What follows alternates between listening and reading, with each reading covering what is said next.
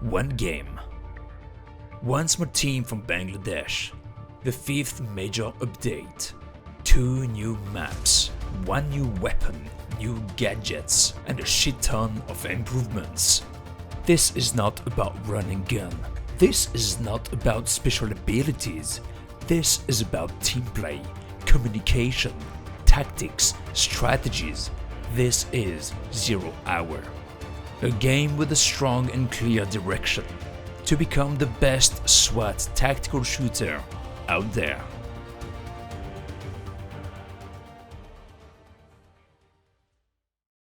Hello everyone and welcome back to another 0 Hour video. M7 Production recently released Operation Massacre update, the 5th update released during the early access phase of 0 Hour.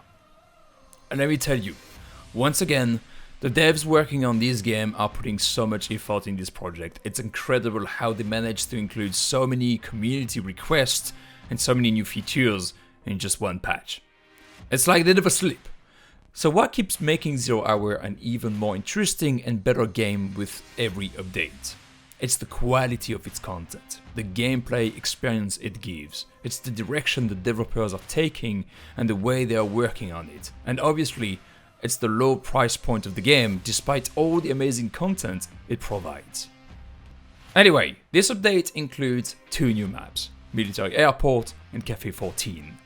Military Airport is your traditional 747 kind of map, extreme close quarters, a variety of places ranging from bright long corridors to dark tight places, proving once again that 0 Hour is able to go down the memory lane and remind us of the traditional designs we often see in tactical shooter games and action movies and so on, while still providing challenges in the unique way of 0 Hour.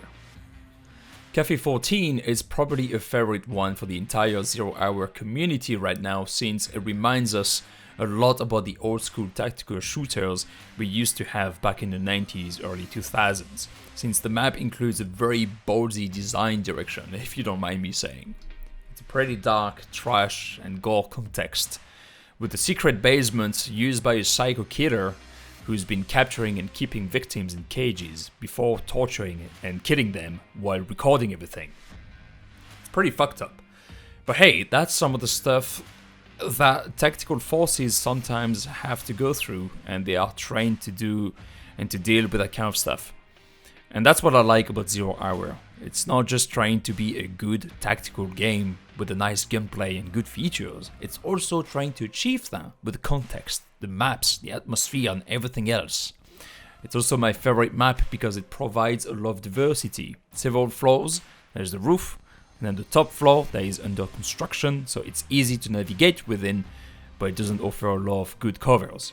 Then you have the flat, which is harder to navigate through, a lot of doors and a lot of small rooms, and then the cafe and then the basement, which has much darker rooms, much smaller corridors and a very scary atmosphere.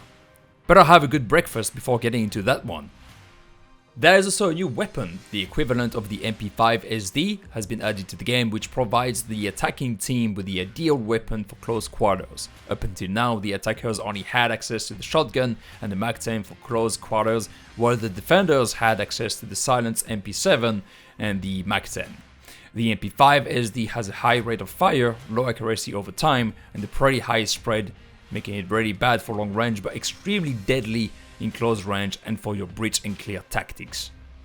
Talking about breach and clear, it is now easier for attackers to do risk assessments before breaching thanks to the new UDC gadget, the under-door camera, allowing you to check what's behind closed doors. It however requires the most patient operators since it adds more steps to your strategy, thus taking more time before reaching your objective. But it ensures that you actually have a chance to reach that objective without getting killed as soon as you open the door. A good tactic is to have one operator with the UDC and C2 charges, while you have 1 or 2 other operators bringing flashbangs and grenades to clear the room once the door has been breached. All in all, this update really brings me back to the old school tactical shooters, and I don't mean that in a bad way, and I don't mean that the game is taking a step backward. What I mean is that with these new maps, especially Cafe 14, the objectives and the new gadgets, we are witnessing a developer making a game with the passion, the courage and the audacity of developers from the 90s who just wanted to make the game that they wanted to make. It didn't really matter if the age rating of the game was getting too high because of an update. It didn't matter if something felt too gore or scary. But this is exactly what I feel we are getting here with 0 Hour and this update specifically. The devs wanted to make a specific map, they knew it would increase the age rating, and they still went with it even if that means that it would make it harder for younger people to get the game. There is also a very handy filter to hide the gore stuff should you find it too brutal for your stomach. There are also new and neat little features like the ability of using shout compliance to strongly encourage the AI to give up and put their hands up. You can also use that in PvP to troll the enemy teams, but who knows, maybe in the future you'll have the option to give up in PvP matches as well. The list of improvements is long, so I strongly encourage you to check it on Steam and try this update since it's definitely worth it. The game is also pretty cheap and is even actually cheaper now because the devs are running a 40% off sale until February the 20th, so you can get 0 Hour for around €6 right now, which is nothing. Thanks again for watching this video. If you find this 0 Hour update damn sexy, leave a like and tell me in the comments below what you like the most about this update. Thanks again for the support, and I will see you next time.